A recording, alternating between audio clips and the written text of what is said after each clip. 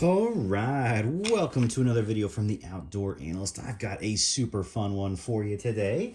I'm going to kind of stick on the theme of American-made fixed blades, and we're going to talk about my favorite Benchmade fixed blades, which I know is going to shock a lot of people because you don't think of Benchmade as being much of a fixed blade company.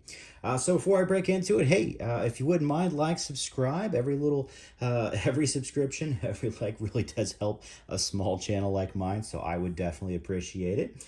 And I'll kind of caveat this video with Benchmade. One of the first Benchmades I've ever had was this Griptilian.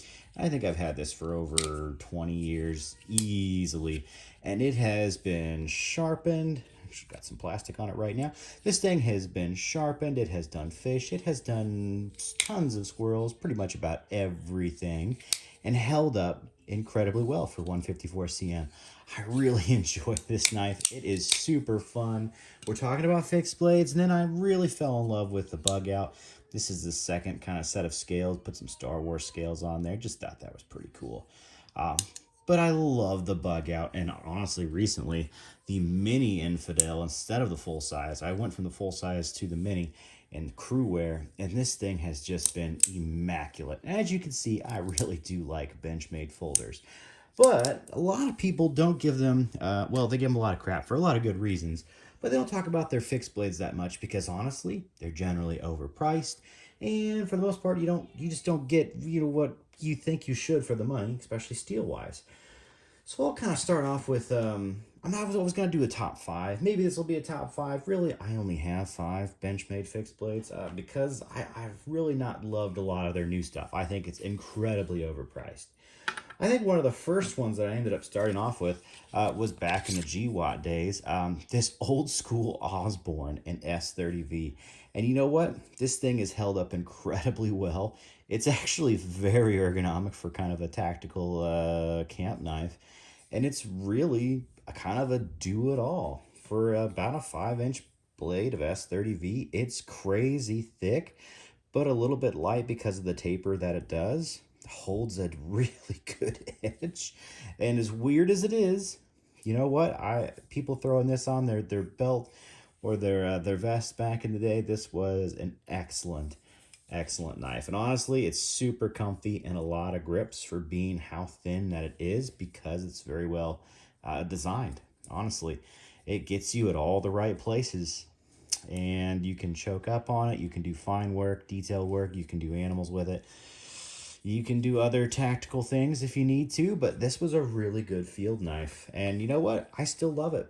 From way back in the day, I can't tell you how long I've had this thing. It's been a very long time, probably a couple decades.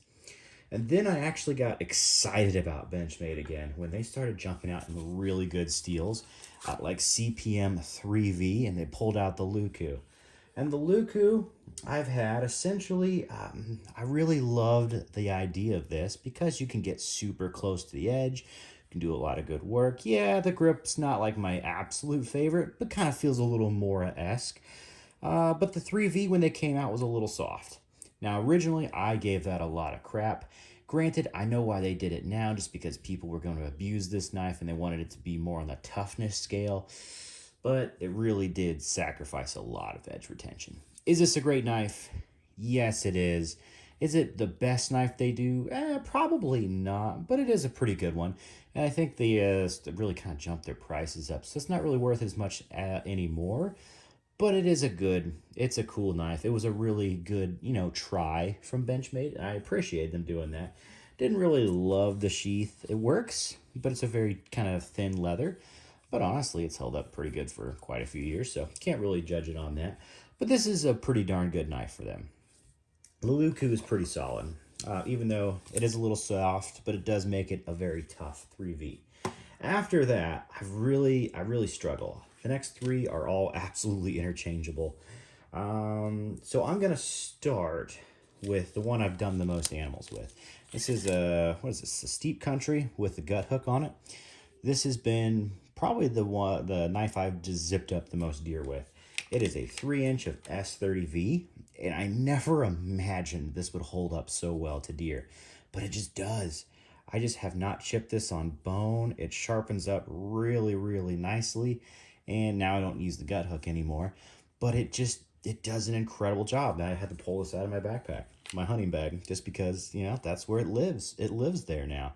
It's very ergonomic. It's warm because it's got this nice rubber grip. So when it's freaking freezing out, this knife feels good to, start field dressing with without just, touching steel all the time. You do feel the little rib spots in the spine there. But other than that, it does a pretty darn good job. I love this knife. It is really wild being S30V and being a hunting knife. But the package of this is what really makes this great. If you're going to do a lot of distance, this knife is incredible because it's insanely light. This is one of the smallest little Kydex packages out there, and I love it. I absolutely love it. This thing maybe weighs 3, at the most 4 ounces all together, probably 4. And it's just an incredible hunting package. So I'm gonna leave number 2 out there with what do they call this? This is not the Steep Country, the Hidden Canyon? No, what is this? Saddle Mountain Skinner, that's what they call it. If you like a slightly larger knife, something that's a little over 3 inches for your skinning and your hunting and your field dressing knife, then this is the answer. You get a sick kind of recurvish belly on here. Oh my gosh, G10 handle scales on this one. I'm not gonna lie. Benchmade has the hunting section really nailed down as far as hunting knives. This is incredible. If I didn't like kind of bushcraft and field crafting so much, I would actually, this might be one of my favorite knives of all time, honestly, over my Bark River Gunny Hunter, because the Hunter has a thicker handle. It allows me to do more, actual bushcraft work. This is very thin, but for just straight up field dressing and skinning, this knife is, I almost want to make this my number 1, but it's pretty, it's a little larger than what I normally field dress with. So you'll kind of see my number 1 out there. It's almost a cheat doing that as my number 1. This is pretty much a tie because the package for this is maybe an ounce heavier than the last one. This Saddle Mountain Skinner is such a ergonomic, grippy, and incredibly light package for hunting. So number 2, I guess we'll call it this, and then I'm gonna cheat. My number 1 is actually, the Steep Country, just without the gut hook. This thing is just so good. Without the gut hook, this is the perfect field dressing knife. And Benchmade, their hunt series is elite. It really is. This is the perfect knife to zip up Bambies, whitetails, elk. This thing is just awesome. But granted, if you like something a little bit bigger, the Saddle Mountain is elite. And all these now come in S90V. These are all in S30V. I'm not actually sure I would want the S90V. For the edge retention, yes.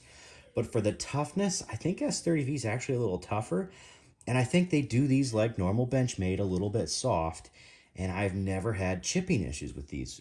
Even hitting bone, I've just never had the issues. It's just perfect for deer, and it really holds an edge very well. So I know this is interesting for me to give Benchmade so much love, especially in the fixed blade world. But if you're talking about hunting, their knives really take the cake. And granted, maybe a little tactical up here too. That's not too shabby. Bushcrafty, this isn't really that bad. This is actually a pretty good knife for it, especially intro. These used to be like $100. If you could find one for around 100, get the Luku. It actually is pretty sweet. It's a good intro. I'd probably take it over a Mora if you can find it for the same price. Although beating a Mora, a Garberg, is pretty tough because you can always get those under $100. But this is CPM 3V, so it's a little nicer steel.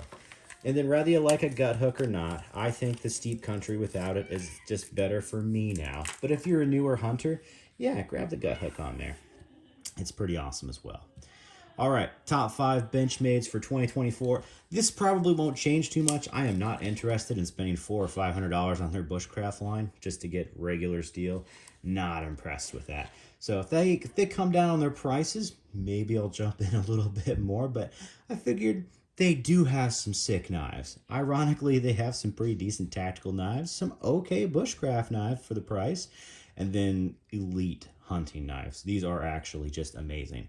Now, granted, they're thin, so just know they're very thin. They're not going to be bushcrafty. You're not going to want to do continuous tasks. But when it comes to zipping up animals, oh my goodness, these are elite. They're just so light. You can really put in the miles, the distance with these and not have to worry about them weighing you down in any way, shape, or form. Oh, just in love. In love hunting with these. They're just so good. They really, really are good. Alrighty. Well, I hope this was fun for you. I've had a blast doing it. These are really, really cool knives and just kind of staples in my life, honestly. Which is kind of weird with all the knives that I have. These really find their way in there for very specific purposes, and I absolutely love it for that. So, I hope you have a awesome weekend. I'm warming up after ducking. Thank goodness. It's been a very, very, very cold day, that's for sure. And going to be very scrumptious because of it.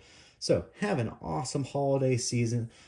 Get yourself some sweet knives if these feel like, if you like the looks of them. I absolutely endorse these, although I don't think you can really find this one anymore. Maybe not even the Luco anymore. I'm not sure. They might have discontinued this.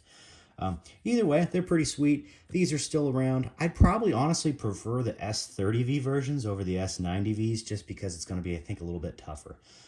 And maybe that's because I'm a bad knifeman. I usually hit a bone at some point.